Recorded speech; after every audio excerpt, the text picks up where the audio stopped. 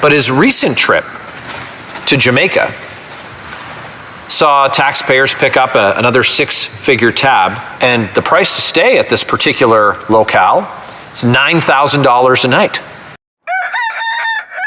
This guy's garage.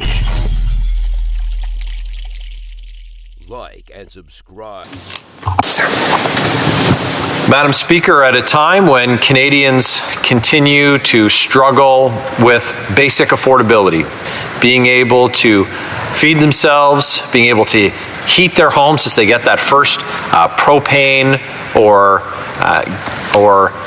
oil delivery as the cold weather starts to set in, and folks will start receiving those natural gas bills. Many folks can't even find a home because the price of mortgage payments, the price of down payments, the price of rent has doubled under this government.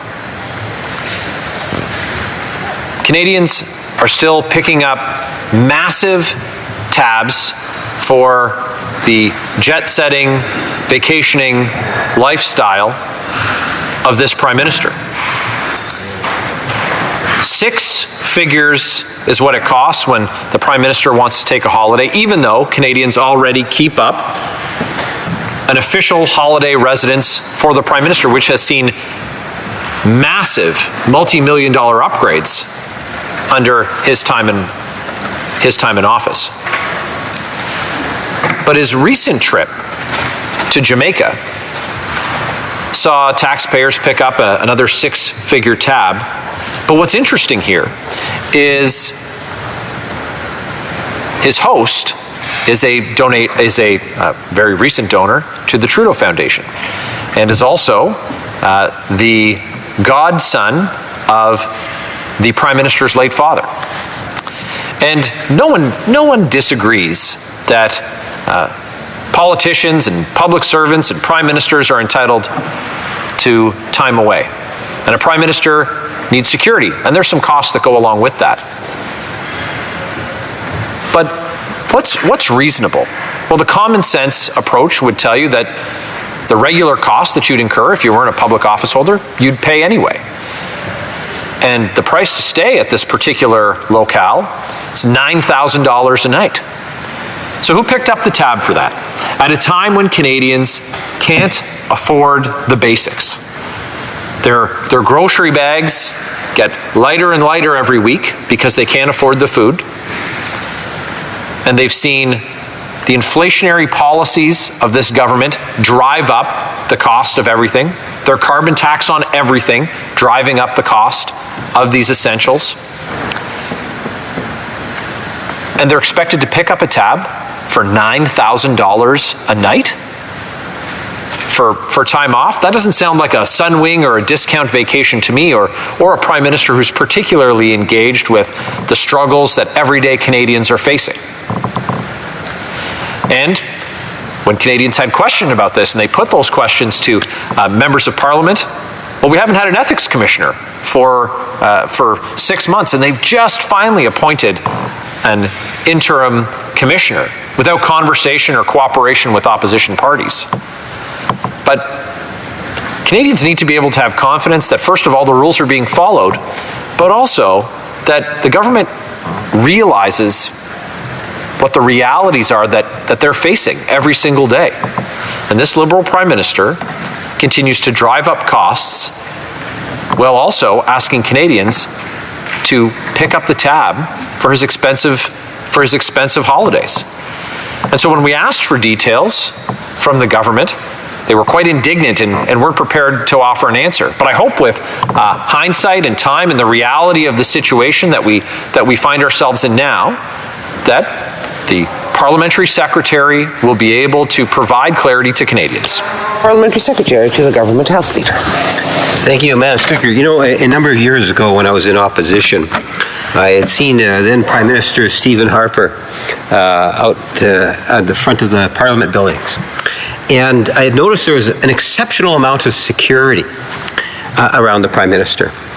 And at the end of the day, I had given that some serious thought, recognizing that Canada and the role it plays in the world today and the threats that are out there around the world, that it was a good thing that the Prime Minister Harper had the type of security force that was there to protect him. It wasn't Stephen Harper per se, it was the Prime Minister of Canada. And I think where we can agree is that when you're a leader of a country like Canada, as a Prime Minister, sadly, but it's true, you become a target. And that means that there has to be, a commitment to support our Prime Minister.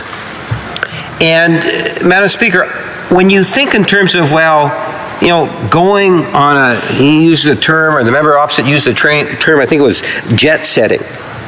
It's not like the Prime Minister can hop on an Air Canada flight and fly outside of Canada and have a holiday by himself. It doesn't work that way. It didn't work that way for Stephen Harper. There is a security detail. It's not quite as simple as often the Conservatives try to give that impression. I would suggest you a false impression. If I was, and I remember when I was in opposition, if you want to talk about abuse, what always came to my mind, and we were talking about India earlier today, is when the Prime Minister, Stephen Harper, actually went to India. Hard to believe, they actually flew his car to India. Cost taxpayers over $1 million. That'd be a lot of nights at a hotel. And they do have vehicles in India, Madam Speaker. So I don't know, if we were to compare apples to apples and oranges to oranges, I would suggest that the member needs to be reminded not to throw rocks in glass houses. Because, at the end of the day, he makes reference to the Ethics Commissioner. I'm not too sure if Canada had an Ethics Commissioner when that incident had taken place, because the Ethics Commissioner is something that's relatively new to Canada, Madam Speaker. It wasn't there when Stephen Harper was first elected. I suspect that if it was, and there's always a learning curve that takes place, I suspect that there might have been some thoughts in regards to a number of issues. One can only think of the Senate, for example, and some of the things that had taken place in the Senate. I think that what we need to do is focus on what the real issues that Canadians are facing today. Issues such as inflation. That's one of the reasons why we met and called for the big grocery giants to come to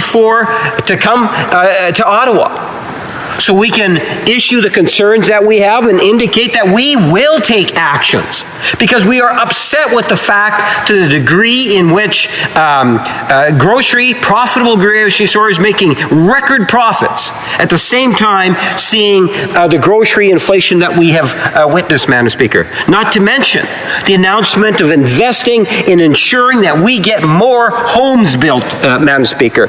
Those are the issues that are really important to Honourable Member for Leeds, Grenville, Thousand Islands, Rideau Lakes. The member opposite talks about glass houses. Well, millions of Canadians are struggling to just realize the dream of having a house, and they can't because of, exactly as he said, inflation, the inflationary policies of this government. And when Canadians are asked to pick up the tab for luxury vacations for this Prime Minister, $9,000 a night for Jamaica, $6,000 a night in London, my goodness, this Prime Minister hasn't found a dollar that he isn't willing to tax out of Canadians' pockets and spend on his own luxury and excess. Canadians want policies from this government that will see that they stop their reckless spending, their reckless inflationary policies, and focus on the needs of Canadians. They can start doing that by axing their carbon tax, which is driving up the cost of everything. Is the Parliamentary Secretary willing to do the right thing and commit today for this government to stop driving up the cost of everything, including home heating? Honourable Parliamentary Parliamentary Secretary. Well, Madam Speaker, I would hope that the Conservatives would understand and appreciate from the last 7-8 years that their sole focus has been to often be critical and character assassination, whether it's the Prime Minister or other ministers within this government, and take that same force or that same desire to make politics look as ugly as possible and turn that into something a little bit more positive, such as dealing with inflation, such as dealing with the housing. Never before have we seen a government that has invested more in housing. In fact, during the 90s, political parties were pulling out of housing here in Ottawa, Madam Speaker, in terms of commitments. This government, this Prime Minister, has made a commitment and continues to work with other jurisdictions across Canada so that we can have more homes. Comme il est 19h30, la Chambre... As it is 7:30, the House will adjourn until 10 a.m. tomorrow, pursuant to Standing Order 24-1.